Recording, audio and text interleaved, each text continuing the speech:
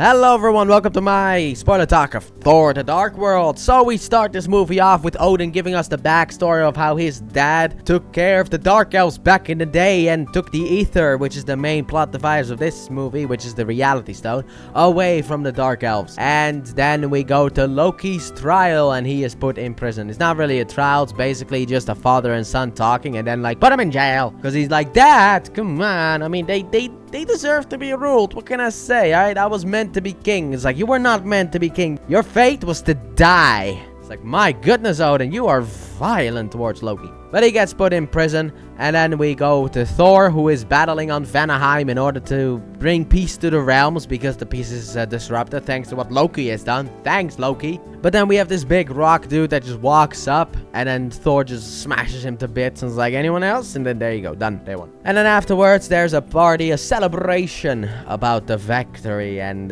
Odin is basically like, you need to stop just focusing on Jane, okay? You're soon to be king of the realms. Doesn't matter, you shouldn't focus on just one realm, okay? And then also the fact that, you know, Thor normally, and as Sif is like, normally Thor celebrates until for like 15 days, but now he's not. And I like this the Thor in this movie. I forgot to say that during my spoiler-free review. During my regular review, what I like about this movie also is that Thor is a lot more mature. Instead of needing to find himself like he does in every other Thor movie, this is the only movie where we get a true version of Thor, and the script is garbage. But also, Sif has a crush on Thor in this movie. I don't know if that was known in the first movie. I didn't really realize it, but in this movie it is. So every time that Jane and Sif are in the same scene, she has like these like evil eyes, like that. It's my man, you're stealing. Give me back my Thor. But Thor really only wants Jane. Meanwhile, on Earth, Jane is on a date with this guy whose name I forgot because he's not that important. And then Darcy shows up and is like, hey, look, your machine is acting weird. And she just starts to, she's like, it's malfunction. And Darcy's like, that's what I thought. That she starts smashing it. That's what I did. And nothing works really. So they leave in order to, they get in the car. They go to where the readings are coming from. And then the guy is in the back seat. And Darcy's like, that's my intern. So that's fantastic. Meanwhile, on Stonehenge, because they're like, where's Eric? And on Stonehenge, we have Eric just in the nude. So that's great. He gets sent to an insane asylum. So we arrive at the place where the readings are coming from. And there are weird abnormalities in an abandoned building with kids. So that's fun. They throw a bottle down and it just kind of like it's like in the video game Portal. If you make shoot a portal down and a portal up and then you throw something through it, it just starts falling. However, sometimes they don't come back, so that's fun. So the intern just throws the car keys. Yeah, that's great. Wonderful job, intern. So while they are playing with the portal stuff, Jane goes further to investigate, gets sent to this weird realm, and gets absorbed by the Aether. I thought she was gonna put her hand in it, and I was like, why are people always that stupid? It's like, ooh, it's an unknown thing. Let me put my face in it. Or let me put my arm in it. Oh no, my arm is gone. Or oh no, I got an alien on my face. It's like, well, what did you expect? But no, she's just looking in, kind of trying to see what she can see from a bit of a distance, but still like, she's like next to the rock, but she's not in the rock. She's just kind of trying to see, and then the rock, like, stuff comes out and grabs her, and she absorbs the Aether. That's what I meant in the review when I said that she's a plot device, basically, in this movie.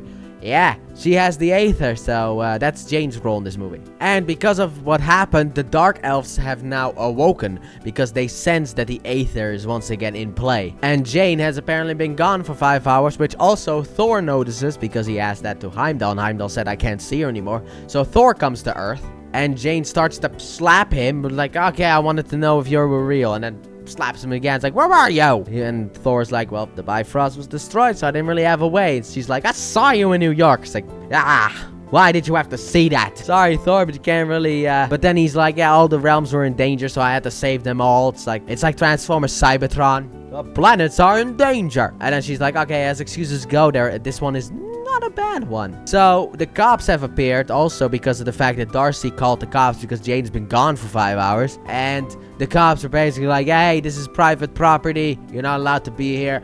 Come with me. I'll arrest you. And when the cop touches her, the Aether fights back and everyone gets blasted away. And Thor grabs Jane and goes to Asgard. Yeah, that's fun. Totally not against the rules or anything. So she gets taken to the medical room and examined. And then Odin comes in here and is like, a mortal does not belong in Asgard. Get her out of here. It's like, they have doctors on her world. They can deal with it. And then one of the guards tries to grab her. And Thor's like, don't! And gets blasted. So that's fun. And then Odin realizes what is actually in Jane, which makes me go, you should have just listened to Thor. Come on, dude. Thor told you that there was something off. You could have just listened. And then he's like, oh, it can't be. This was supposed to be destroyed long ago. And then he basically tells the story of the Aether and that it was created. I mean, it kind of sounds like it was created by the Dark Elves. And if the Dark Elves use it, they can take over all the realms and turn it into dark realms.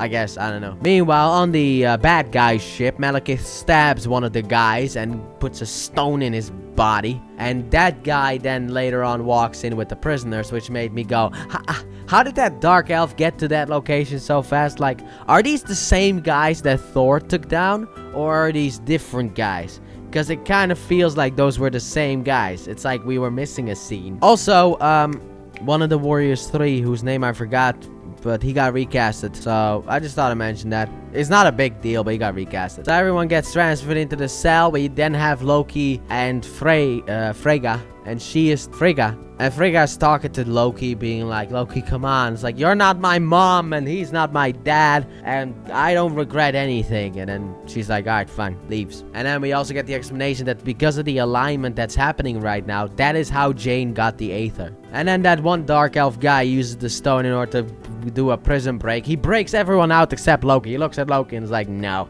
And then walks off, and then Loki's like, you might want to take a left and go to might want to take the stairs to the left. But the guy does obey. He does use Loki's advice, but he doesn't want to break him out, which I always thought was a bit weird. So he goes to the left. Meanwhile, there's a dark elf ship that tries to sneak by, but look, they had a good idea. They went in stealth mode, which is perfectly fine. However, when your engine goes or whatever, and you're trying to be stealthy, it doesn't work when your engine sounds like my PlayStation 4. It's like, you might have like reflective paddles, but you still hear the thing. So Heimdall attacks it, destroys it, and Heimdall's like, yes! Try and sneak past me. Turns around, it's like, oh no! There's like 100 of them. So Asgard is being invaded by dark elves, because also Thor at one point makes a remark to Odin, because Thor's like, what about the dark elves? And Odin's like, they're dead. And then Odin is like, yeah, but we thought that same thing about the Aether, and that thing came back. So there's also a chance that the dark elves are alive? And Odin's like, no. Like, okay. However, the dark elves are alive. So Asgard gets attacked. Heimdall tries to put up a shield, but the dark elf on the inside punches the shield generator, so the shield doesn't really work. And also, that was the slowest shield on the planet, dude. The way that just popped up, it's like tuk, tuk, tuk, tuk, tuk, tuk, tuk, tuk, tuk. It felt like really slow. Meanwhile, Frigga takes Jane away because, you know, obviously that's who they're after, and she grabs one guard's sword and is like, okay, do exactly as I say. So they hide in a room. Then you have Malekith, who enters that room, and we have Jane, who is there. Apparently she had time to change clothes. Don't ask me, but apparently she did. Yeah, that's the most important part, changing your wardrobe. Maybe it's because of the illusion that Frigga creates, because that Jane is not real. Jane is hiding in another part of the room. But we have the fact that Frigga then has a fight scene against Malekith and actually beats him, basically. And I was like, this is kind of what I meant in my review, where I was like, Frigga has one really cool scene that I really like, and this is the scene. But also it makes Malekith look like such a little, I can't say it, but you know what I was gonna say. He looks so weak, man. It's like the ants defeating Kang. Okay, it's not that bad, like an Ant-Man and Wasp Quantumania, but it's not that bad, but it's still on that level. It's like, no way Frigga is as strong as Thor or Odin, alright? Because Frigga is like Loki. Not strong, but uses illusions, because that's where Loki kind of learned it. And he gets beaten by her. Can't even land a punch until that big henchman guy pops up, whose name is now Curse, I guess. So he grabs Frigga, and then Malekith goes for Jane, but it doesn't work because it's an illusion. It's like, where is she? And then Frigga's like, I won't tell. And then Malekith's like, I believe you. And then the cursed guy just stabs Frigga to death. And at that point, Thor comes in and he just blasts Malekith's face. And that like takes Malekith out kind of completely. So the big guy just grabs Malekith, walks away, and then Thor throws his hammer at him. But the bad guys escape, and then Thor tries to throw his hammer again. But I don't know if that ship can teleport or not, because it kind of looks like it's going invisible while the hammer is going for it. And it's like, oh no, what do we do now? But it's invisible, so it's still there. Or did it teleport? I always was confused about this because it kind of just looked like it was going invisible instead of teleporting. But the hammer would then still be able to hit the ship, right? Or not? Am I wrong? But they just immediately cut to Frigga being dead and Odin not being happy about it, and, you know, everyone basically being sad. And then we have a funeral for Frigga, so that's sad as well. Meanwhile, on Earth, Eric is in the insane asylum, and he's basically explaining the whole alignment stuff, and that he has these sticks, pillars that he can put in the ground. I don't know what those things are called, but I'm just gonna call them pillars, that it might be able to stabilize it, so that the alignment will pass through them without a hiccup. I also like how Frigga's burial and the rest of the soldiers who fell during this battle was like by a boat, and they shoot fire arrows at it. I was like, ah, that's nice. It looked nice. So basically, Odin gets told we are basically defenseless. Entirely defenseless. And Thor's like, alright, what we should do is we should use Jane as bait. And then when Malekith is sucking out the aether from Jane, that's when he will be vulnerable and we can kill him. And Odin is like, that won't work. And to be honest, Odin is right. But also sitting there and waiting won't work either. So Thor decides to enact treason. He gets the warriors too, and because Hogun, he is back on Vanaheim with his own people. Because Thor told him, like, why don't you just stay with your own people for a while, okay? So he's barely in this movie.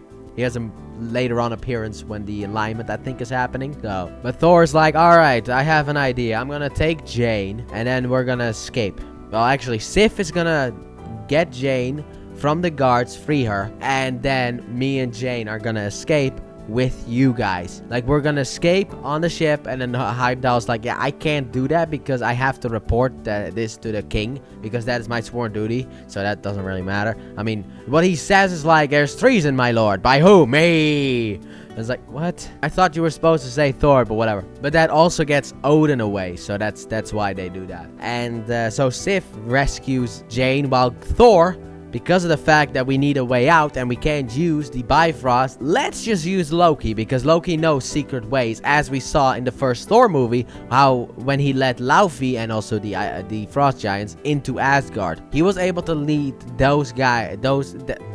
them into Asgard, which means that he has a way.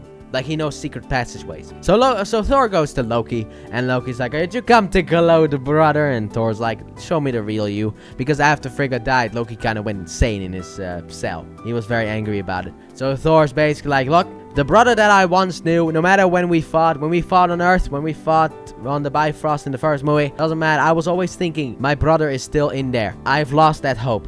Alright, I don't really care about you. If you betray me, you're gonna die. But I'm not gonna give you freedom, but I will give you revenge. You can help me kill the guy who killed mom, and then be put back in the cell. And if you betray me, I'll kill you. Simple as that, because I am done with you.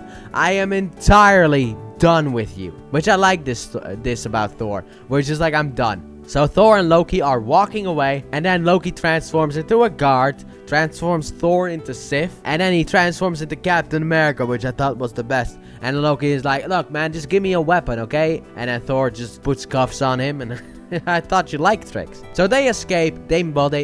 So they make their escape. Meanwhile, we have Sif, who stays behind in order to take care of some guards. And it's like, Loki, if you betray him, I'll kill you. And then afterwards, Volstagg also fights some guards. But before that, tells Loki, if you betray Thor, then you'll kill me. Well, evidently, There's gonna be a line, which I like that line. So we have the escape. So the plan is for Thor to go into the Dark Elf ship, and Thor's pushing buttons, and Loki's just pestering him until Thor get it to work. Thor's flying around, and Loki's like, why don't you just let me fly, okay? And then Thor's like, but which one of the two of us can actually fly? And it's like, yeah. So Thor basically decapitates the statue of his own grandpa, so that's fun. And then when Loki is really pissing him off, he throws Loki out of the ship, and then grabs James and jumps out of the ship, gets on a boat with the recast guy, whose name I once again forgot because I'm not good with names. The fact that I remember Volstagg is just surprising, because at least Sif appeared in Ages of S.H.I.E.L.D., so she had more appearances, and also her name is 3 letters. Not that long. So, the recast guy, which I'm just gonna call him recast guy, I don't care anymore. The recast guy takes care of a pursuing ship. Loki takes control of their ship, or boat, and they fly off into a little hole which gets them to Svartalfheim. So they're basically at the bad guy's place.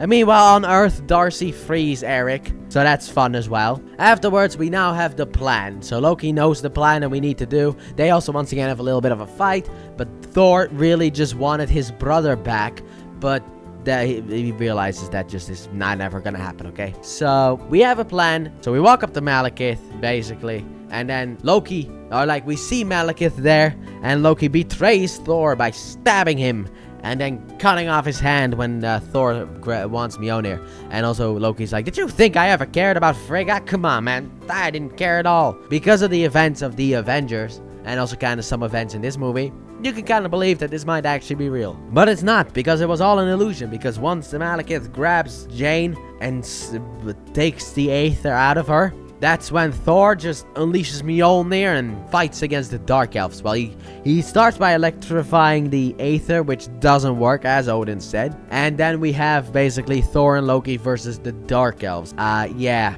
They're more powerful now. I mean, Malekith was always the weak one, which is always funny to me, because Malekith is actually pathetic. But you got like this big guy fighting against Thor, but Loki basically sacrifices himself in order to get rid of the big guy, so that's fun. Loki's dead, R.I.P. the boy, but not really. But Malekith escapes, the big guy dies because of the fact that Loki was able to kill him. Loki then dies in Thor's arms, and then Thor leaves Loki there in order to find a way to escape, because we had an entrance plan, we didn't have an exit plan, and also we didn't stop the Dark Elves. Like, at least if the Dark Elves were stopped right now, Thor could have potentially phoned home. You know, it's like, hey, look, Dad, I took him out, okay? Plan worked. But they eventually find a cave, and then Jane gets a call, picks up, and it's the date guy, and this was where the portal led, that from the earlier in the movie, where they threw the car keys and all that stuff. So they find a way back to Earth. Meanwhile, you have an Asgardian soldier, who I guess Loki killed, maybe, I don't know.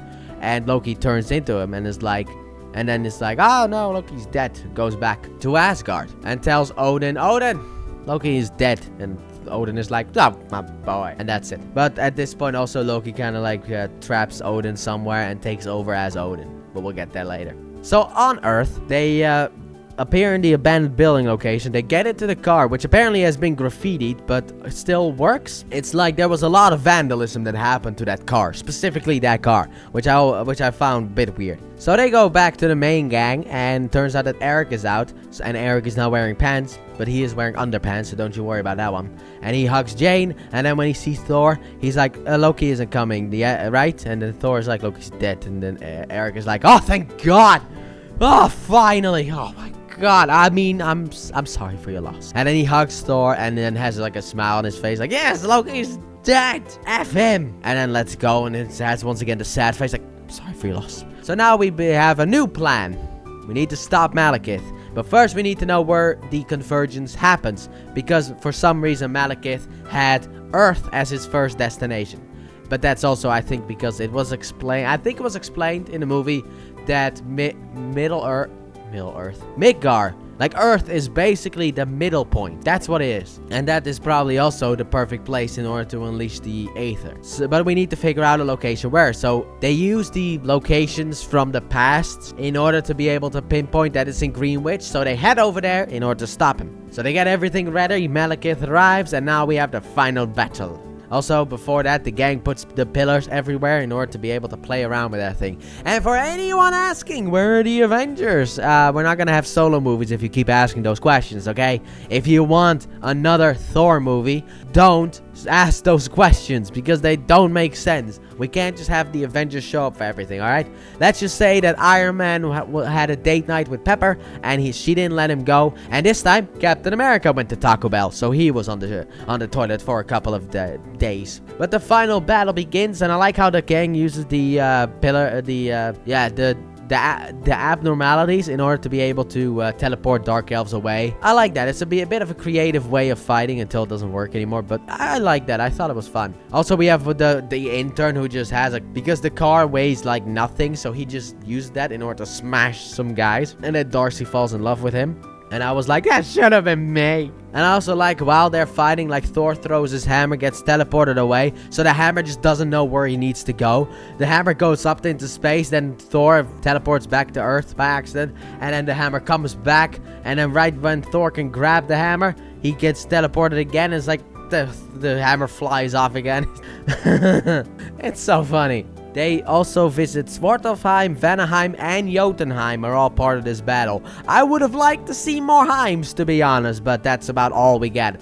And we have one scene where Thor just takes the train. However, in order to finish up this fight, we need a big way to finish this up. So, Malekith creates a big tornado and starts infecting all of the other worlds. Also, one scene where like a jet that flies through a portal, and then there's an explosion of Vanaheim, which is where the Asian warrior of 3 is. Hogan, I think his name was. So Hogan is there. So that was the other shot that you see of Hogan. But it was actually funny. I wonder what happened to that guy. Maybe he got back to Earth. Maybe he didn't. Maybe they saw that as war. I don't know. Maybe the guy's dead. Who knows? But anyway, Malekith creates a gigantic portal. And everyone's like, we can't get close enough. And Thor's like, can those pillars stop him? And they're like, yes, but we can't get close enough. So he grabs the pillars and he walks through the portal. And he starts throwing them at Malekith. First in his arm. And then she uses the teleportation thing in order to teleport it away.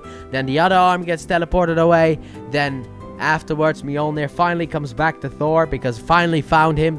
I guess Thor changed service providers because he was able to finally connect with his hammer. And he literally, it looks like he just nails it inside of him because he hits the hammer, but then you see Malekith fly.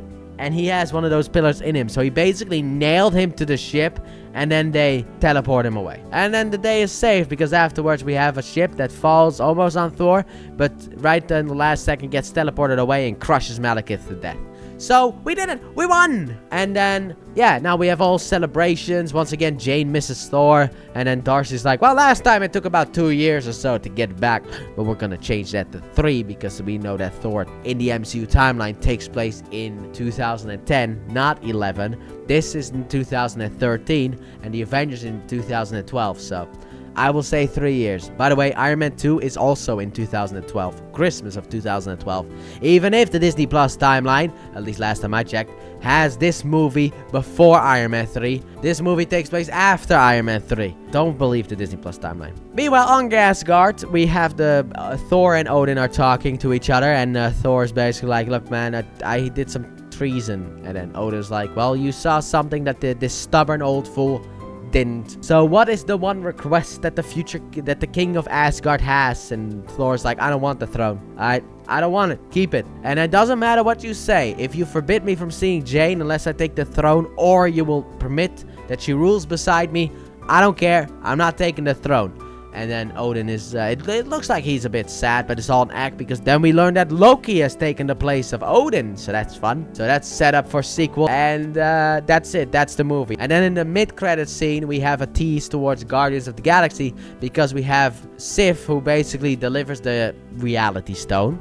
But the Aether to the Collector, and the Collector's like, why not keep it on Asgard? And then Volstagg is like, yeah, because of the fact that we have the Tesseract on Asgard, and it's not smart to keep 2 Infinity Stones in the same location. And then the Collector's like, it will be fantastic in my collection. He's like, 1 down, 5 more to go. And that's it. Movie is done. I also think I forgot in my Avengers spoiler talk in order to mention the fact that Thanos appears in that one. So I've mentioned it now. And then at the end of the post-credits scene, Thor returns to Earth and kisses Jane. And that's it. And overall, I thought this movie wasn't that good. The comedy is sure what saves it, but the story is very choppily written. The bad guy is pathetic, gets taken out by Frigga, and literally the henchman is more of a threat than Malekith himself, and also very much underdeveloped and just boring. But the bromance between Loki and Thor and the comedy that the movie has is what saves it for me. So let me know your spoilery thoughts in the comment section down below. And with that being said, thank you all so very much for watching. And I do hope you guys have enjoyed. And if you did, please like button, subscribe if you're new, if you're not already. Turn on notifications. Don't forget to check out my Let's Play channel, link in the description and at the end of the video. And I guess I'll see you guys next time for my review and spoiler talk of Captain America: The Winter Soldier. Bye!